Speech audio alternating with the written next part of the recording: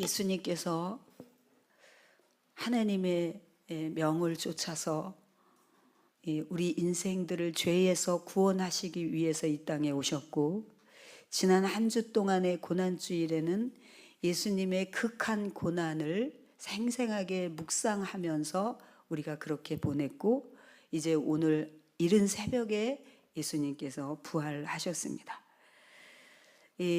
사실 이 기독교에서 부활주일은 성탄절보다도 더 특별한 거. 여러분, 마치 아이가 태어났을 때 막 너무 기뻐서 그 아이를 정말 안고 환영하고 그러지만, 그 아이가 죽을 병에 걸려서 이제 준비하라고, 이제 살 수가 없다라고 그런 얘기를 들었는데 기적적으로 살아났을 때는 태어났을 때보다도 훨씬 더 기뻤을 것입니다. 마치 부활주일은 그런 것과 같이 모든 인류의 기쁨이고, 이 부활절에는 또 큰 의미를 담고 있기 때문에 더더욱 그렇습니다. 그런데 예수님께서 12 제자들을 데리고 가르치시고 같이 식사도 하시고 같이 생활을 하시면서 수없이 말씀을 하셨거든요. 내가 이제 죄를 청산하기 위해서 내가 이제 고난을 당하고 죽게 되고 사흘 만에 살아난다, 이런 얘기를 하셨는데 제자들이 믿지를 않아요. 우리같이 잘 안 믿어요.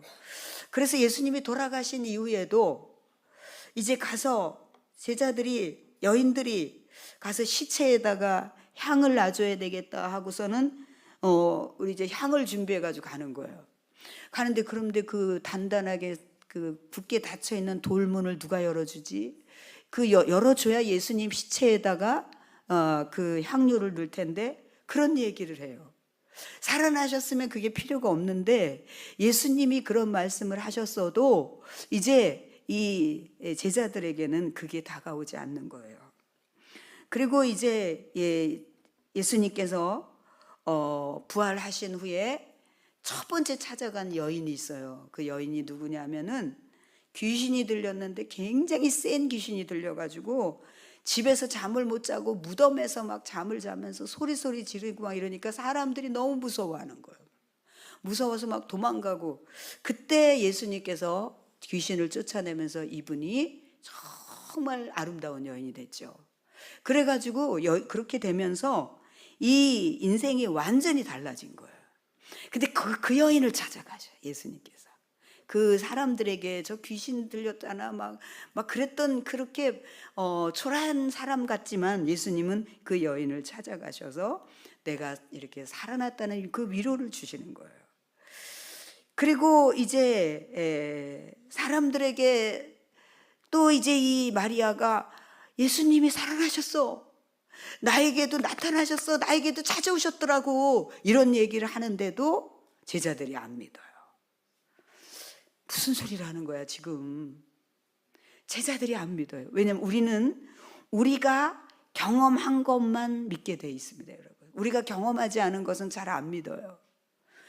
그런데 여러분, 오늘 이 부분에 대해서 예수님께서 이제 특별히 아주 정말 그 회의론적이고 비관론적이고 실증론자, 그런 기질을 가지고 있는 그런 도마와 예수님의 얘기가 나와요. 도마도 예수님의 제자로서 제자들이 예수님이 살아나셨다고 막 벅차서 그러니까 이 도마는 나는 못 믿겠다. 예수님이 진짜 십자가에 달린 거 못자국하고 창자국에 찔린 그 옆구리 이런 걸 내가 보지 않으면 나는 못 믿어. 그런 사람이었어요. 그때 예수님께서 다 보여주시는 거예요. 보여주시고 옆구리를 들어서 보여주시는 거예요. 사랑하는 여러분, 이런 부분들이 이렇게 골고루 읽을 때에 눈물이 나요.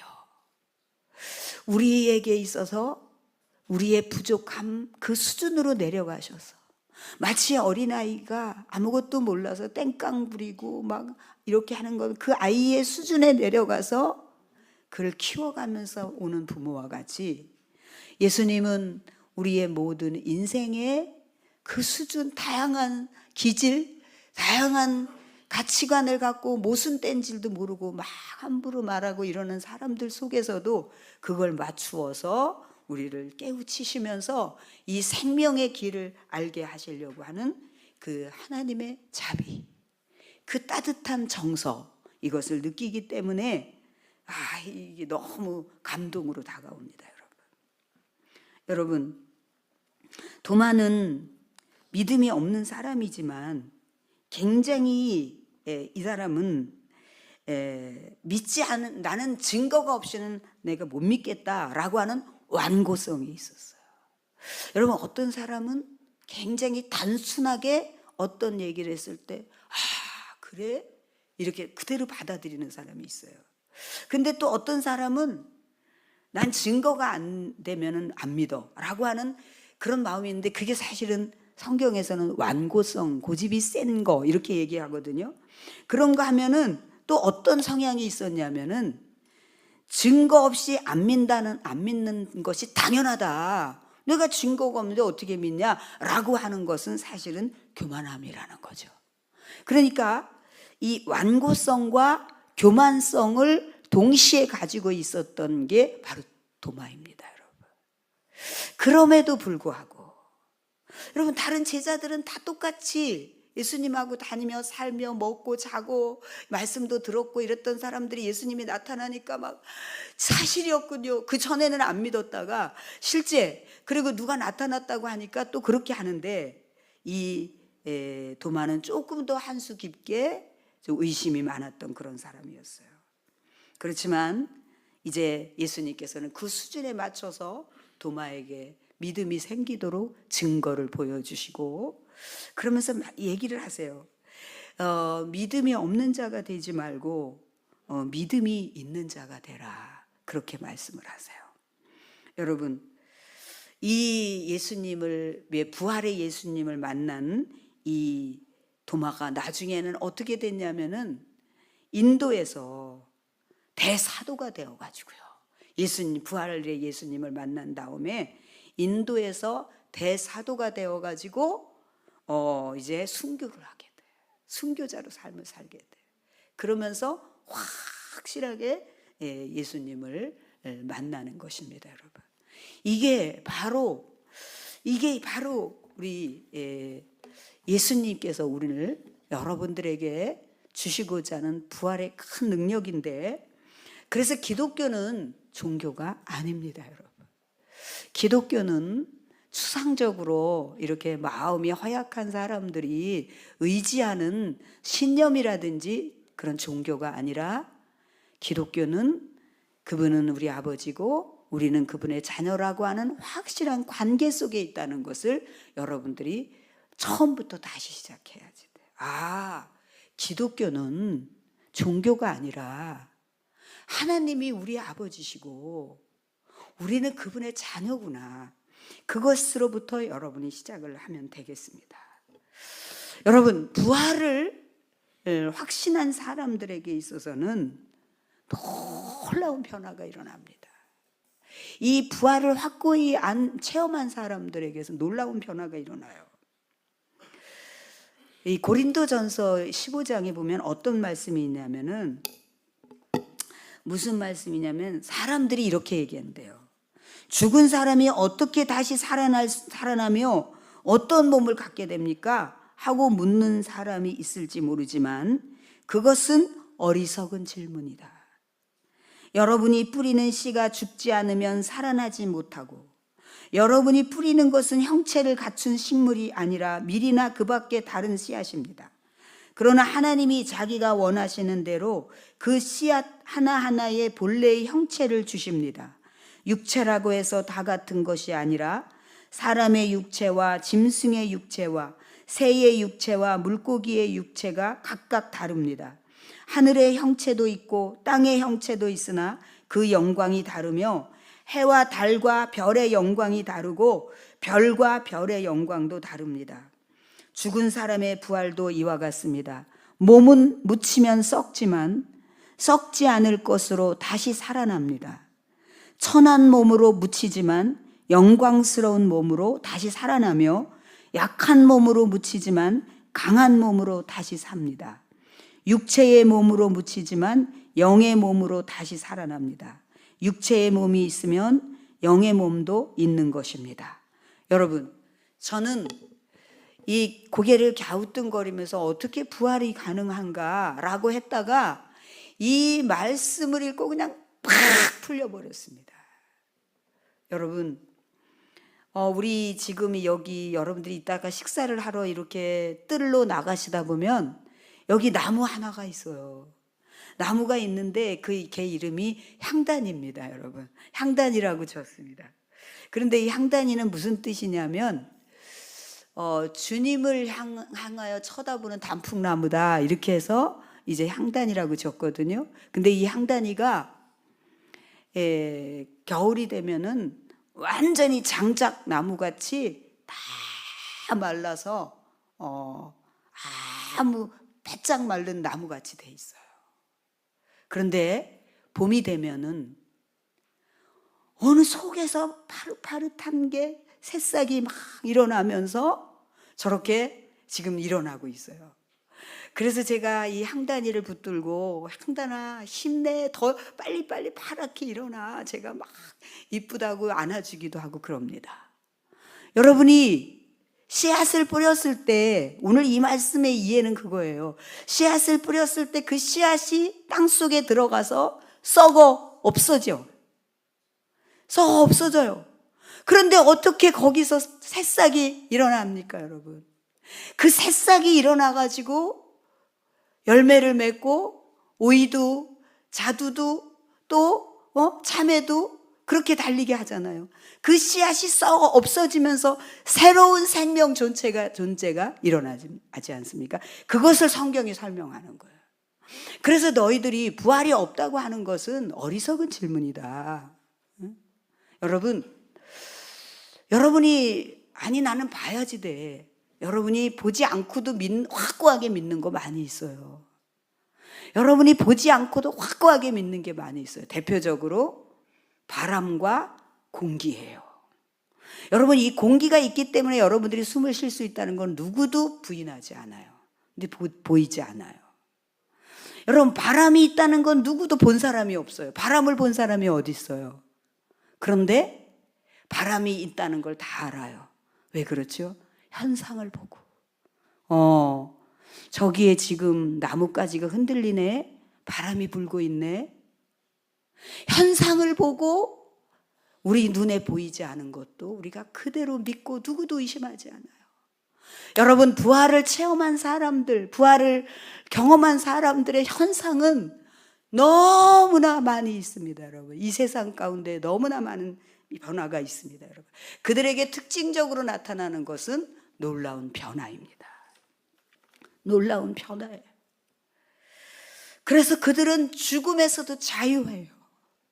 여러분, 죽음을 그리워하고 죽음 앞에 초연한 사람들이 가장 확실한 변화이고 강인한 사람들이라고 할 때, 여러분, 독일의 양심이라고, 독일의 저 사람은 상징은 독일의 양심이야 라고 그런 칭함을 받는 사람이 있어요. 그 사람이 누구냐면 본 히퍼라고 하는 사람입니다. 본 히퍼라고 하는 사람은 24살에 교수가 될 정도로 천재라고 일컫는 사람입니다. 근데 이분이 히틀러 나치 정권에 저항하다가 사형을 당해요. 사형을 당하거든요. 근데 사형을 당하는데 뭐라고 얘기했냐면, 나는 이제 지금 주님 만날 준비가 돼 있다. 그리고 나는 끝이 아니야. 나는 지금부터 새로운 삶이 시작되는 거야 라고 말해요. 여러분, 그것은 뚜렷이 본 사람만이 할 수 있어요. 여러분, 그것은 우리가 살면서 어떤 척을 할 수 있어요. 그런 척을 할 수 있고 저 사람과 맞추기 위해서 그렇게 동의할 수 있지만 죽음 앞에서는 다 정직해져요.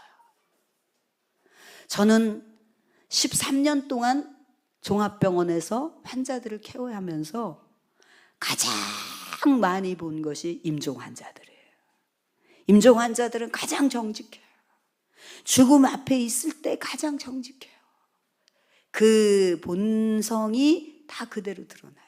근데 하나님을 믿고 가는 사람들은 정말 찬란한 평안이 있어요. 전혀 두려워하지 않아요. 여러분, 그것은 막 누군가가 걱정하지 말라고 세뇌시켜서 되는 게 아니에요. 살아계신 하나님의 영이 그에게 임하여서 잔잔한 평안과 이제부터 너는 죽음의 터널을 통과해서 나와 같이 영원히 산다라고 하는 확고한 평안으로 손을 잡아주기 때문이에요. 저는 그런 환자들을 보낼 때 이런 얘기를 자주 했어요. 아무개 씨, 이제 아버지하고 이제 하나님 아버지하고 평안하게 사세요. 그동안 질병으로 너무 고생하셨는데 평안하게, 저도 곧 따라갑니다. 항상 그런 얘기를 해요. 저도 곧 따라간다고. 제가 아직은 못 가고 있지만 그런 얘기를 하면서 정말 먼저 가 계세요. 저도 곧 가요. 이런 얘기를 늘 확신 있게 하면서 늘 배움을 했습니다. 사랑하는 여러분, 저는 이분이 너무 생생하게 39살에 사형을 당하거든요. 그 인생이 39살에 끝났는데 이분의 그 지혜와 그 명언과 삶의 가치와 이런 것들은요, 지금 이렇게 수없이 많은 세월이 흘러도 생생하게 살아있어요. 생생하게 그 삶이 살아있고 그 존재는 영이 하나님 앞에 생생하게 살아있어요. 여러분이 살아온 삶이 우리가 떠난 후에도 생생하게 살아있을 정도로 살아내야지 돼요. 그래서 제가 이분의 가정을 조금 살펴봤습니다. 이분의 가정에는 어머니가 늘 아이들에게 성경을 읽어줬다. 성경을. 우리 청년들은 이제 결혼하면은 진짜로 하나님이 선물을 주시면 그냥 성경을 막 엄청 많이 먹이세요. 성경을 읽어주고, 그 다음에 아버지는 굉장히 책임감이 강한 사람이었대. 그러니까 막 이분이 이제 조국에 대한 그 책임감이 굉장히 강한 거죠.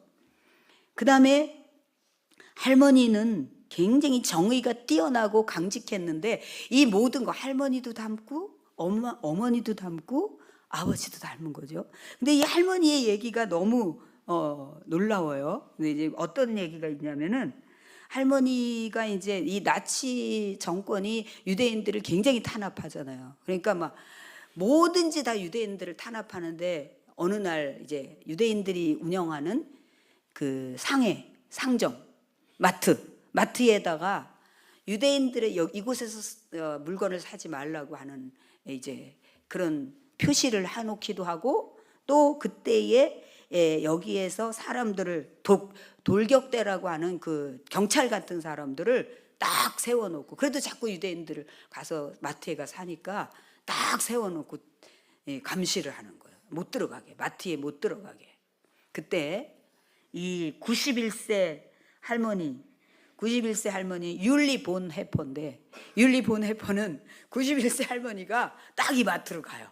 딱 마트로 가가지고 뭐라고 얘기하냐면은, 나는 늘 내가 사던 곳에서 물건을 살 것이다 이러면서 이 돌격대가 막고 있는데 신경 안 쓰고 그냥 들어가는데, 그 단호함과 그게 얼마나 확고한지 이 돌격대들 저 들어가면 안 되는데 쭈빗쭈빗 하다가 그냥 놓쳤다는 거죠.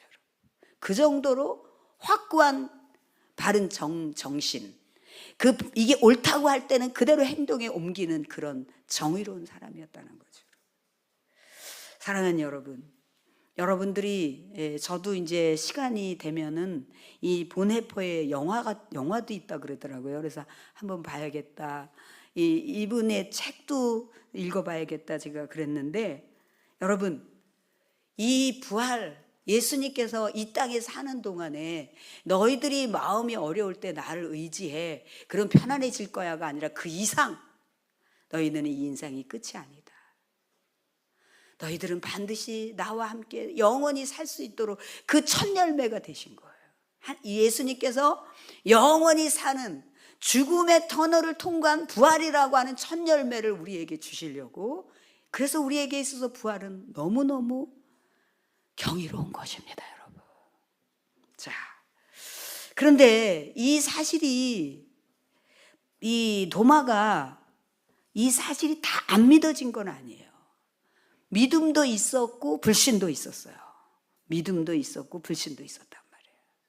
여러분도 그렇지 않습니까?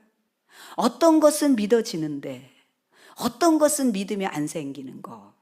그래서 실증론자들은 자기 이성에 맞아야지 믿는다고 얘기하고요.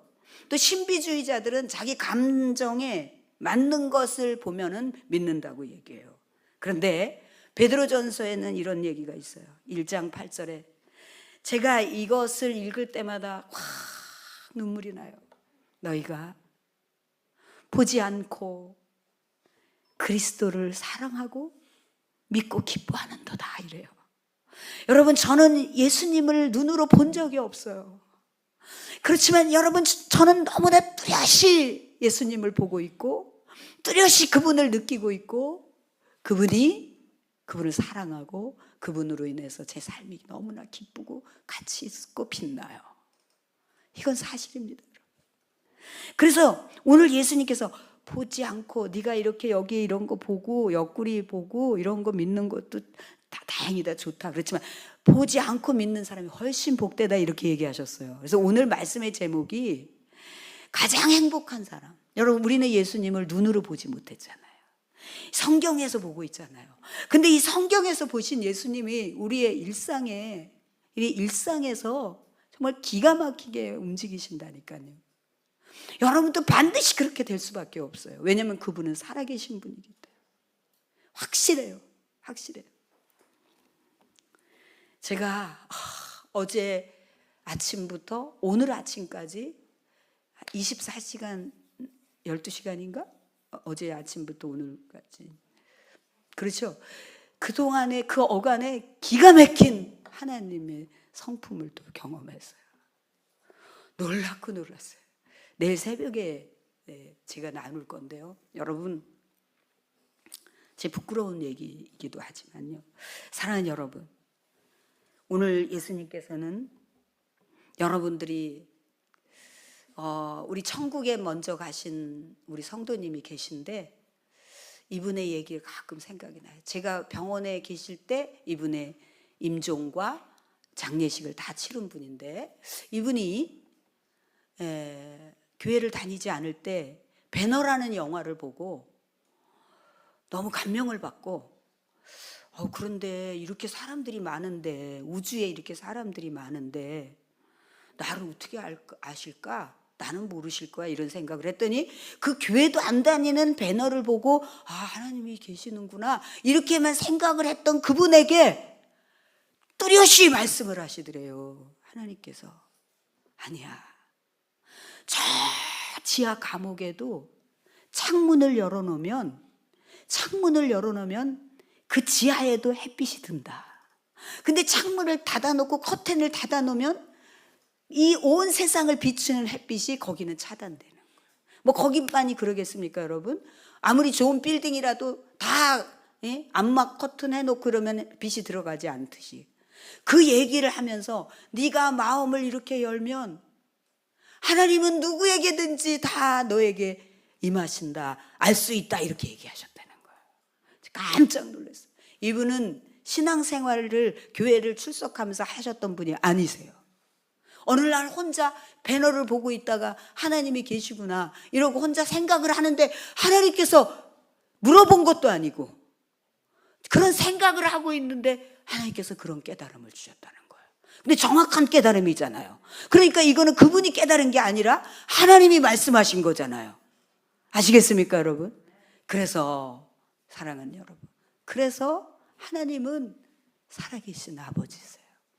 여러분, 그래서 제가 오늘 여러분들이 어색해도 아버지 부르면서 기도 한번 해보라고 했던 것은 하나님은 여러분을 깊이 주시하시고 들으시고 받아주신 아버지이기 때문에 그래요. 근데 아버지가 얘기를 해도 못 알아들을 수는 있어요. 여러분, 아기가 태어나면은 못 알아들어요. 눈을 떴지만 엄마도 못 알아봐요. 한 달이 지나고 나서 귀가 열리고 엄마 소리 듣고 엄마도 알아보려고 이렇게 눈을 마주하기도 해요. 그러나 그 아기가 못 알아봐도 그 엄마의 사랑은 흐르고 있고 그 아기를 바라보고 있어요. 여러분이 하나님을 못 알아봐도 하나님은 여러분을 사랑하고 있고 바라보고 계십니다. 할렐루야. 사랑하는 여러분, 여러분이 부활의 이 예수님을 깊이 만나서 여러분 이렇게만 하면 돼요. 저도 도마처럼 잘 안 믿어지는데 주님, 예수님, 저에게도 확실한 믿음을 주세요. 부활의 주님을 만나게 해주세요. 여러분이 운전을 하다가든지 문득 오늘 교회에서 예배드린 것이 생각나서 나든지 그때 주님께 말씀을 드려보세요.